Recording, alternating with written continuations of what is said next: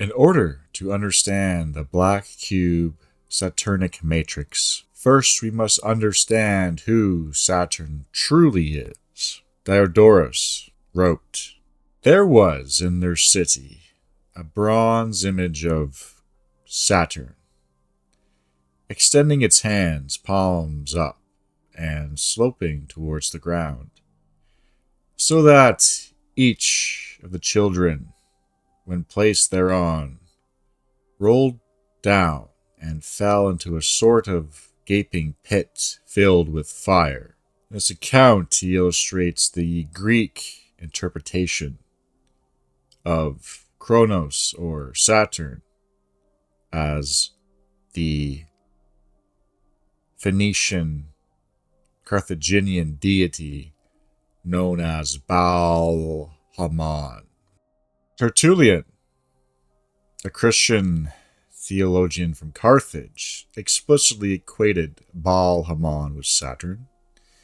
Writing in Latin, he described the Carthaginian god as the African Saturn, Saturnus Africanus, associating the deity's role in child sacrifice with the Roman god Saturn. Roman authors often equated Baal Hammon with Saturn. For instance, the historian Livy, in his account of the Second Punic War, refers to the Carthaginian god as Saturnus. This identification shows that not only the Greeks, but the Romans and all of the peoples of the Mediterranean knew who Baal was and who Saturn was.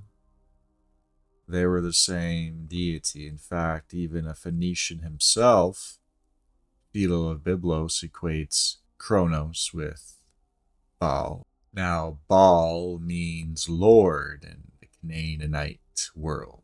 Many are associated with him, El being his first incarnation, Baal being the next incarnation.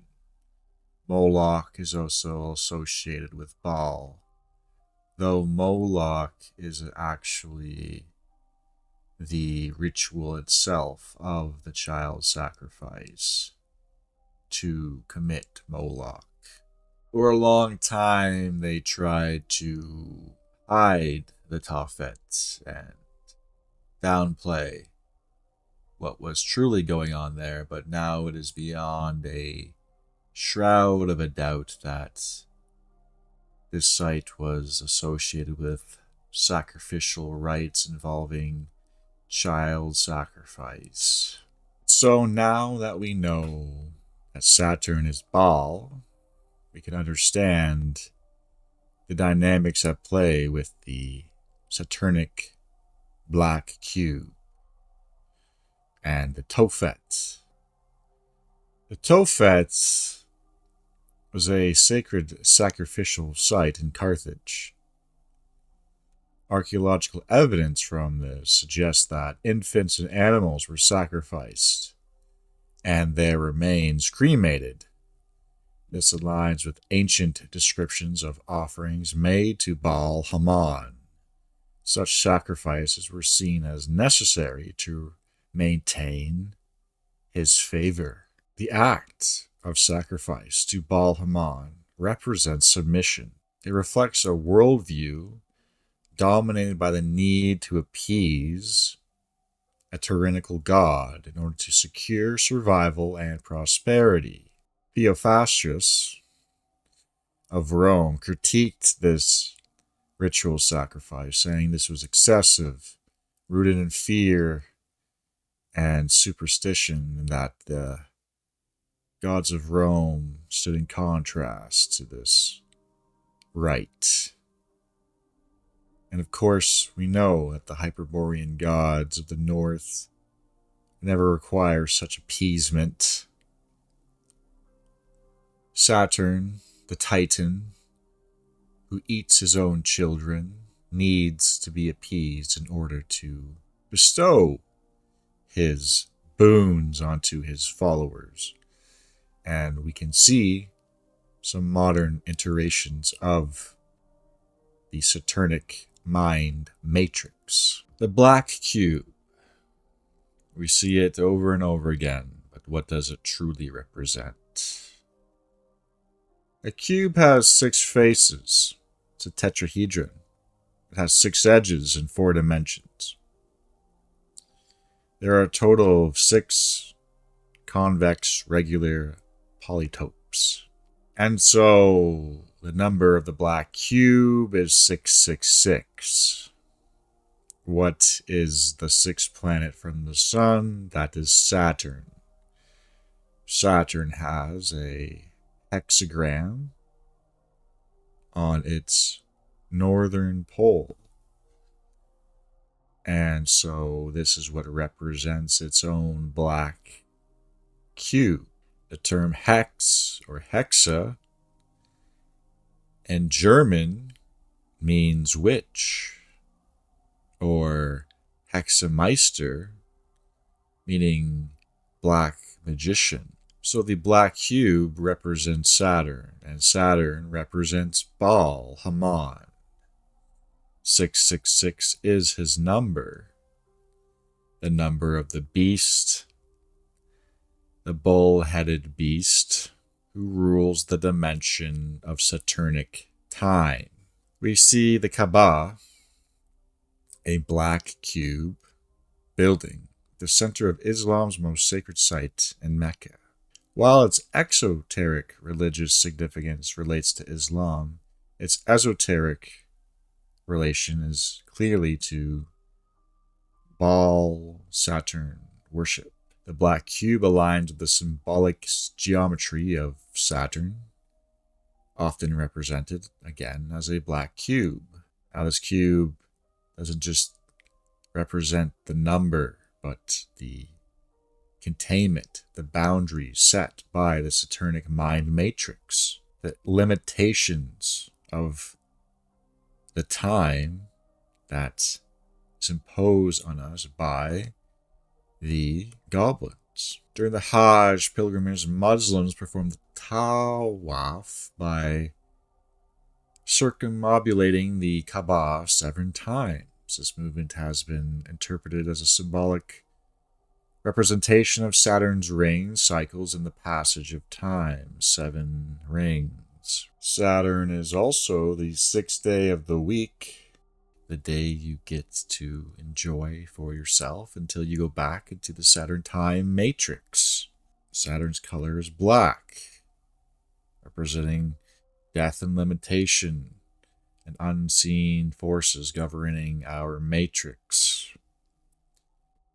The cube can also be seen as a portal, representing the way that Baal can enter into our dimension. That's why you see these cubes everywhere. You see them in front of banking and law and religious areas, the domains of which the Baal worshippers wish to dominate. It represents a meeting point between the earthly and the other dimension. We also see the Typhoon, a small black leather box containing scrolls of the Torah worn by Jewish men during weekday and morning prayers. They are tied to the forehead with leather straps, and while exoterically are deeply rooted in Jewish tradition, the esoteric aspects can be compared to Baal Hammon. These black cubes are tightly bound to the individual's third eye, representing their enslavement to the black cube law, the black cube mind matrix that commands them in their daily life. It is a binding ritual where the Typhon is bound to the body, a symbolic contract or covenant between Baal and the bound. Underlying themes of obligation, limitation, and responsibility to the deity. The place of the black cube on one's head represents its control over thought and deed and action. a covenant with the black cube. We see too the shared symbolism between the Cabal and the Tefillin. Both black cubes, both representing submission to the Saturnic time matrix, representing cycles of time. Again, time being one of Baal's domains, but not time in the cyclical, Hyperborean, natural sense of the seasons and of the life cycles, but artificial time, 9 to 5, the daily grind, punching in to the time clock, which Baal oversees. This entire matrix is his domain. The watch is a Saturnic symbol. One who wears a watch operates under Baalic time. He is sacrificing his own flesh and blood for the rewards of Saturn through the 9 to 5 control matrix. Paul Atreides is tested by a black cube, the Gom Jabbar box. This is used to assess whether or not Paul is indeed human. Can his willpower overcome the black cube in order to prove that he has a spirit or soul? Will his Hyperborean essence transcend the confines and control of the black cube? And through this passing of the test, he indeed has proven himself to be a human instead of a base animal who is controlled by the will of the cube. In fact, if he failed the test, he would die immediately and fall victim to the Saturnic cube matrix. So ascending the black cube can be seen as a threshold test. Will you become victim to it, or will you overcome? You see it with your own life cycle. What happens when you graduate from school? You wear the black cube on your head, on your mind, on your action domain. You have been initiated into the black cube Saturnic cult by graduating through the various grades until you become an initiate. And you can expand upon this initiation, whether through the Baalic orders of our world or through the corporate ladder, the ladder of Job. You climb to Saturn, to Baal. Masonry, you have the ashlar. The rough ashlar is refined into the perfect ashlar, a perfect alchemical cube.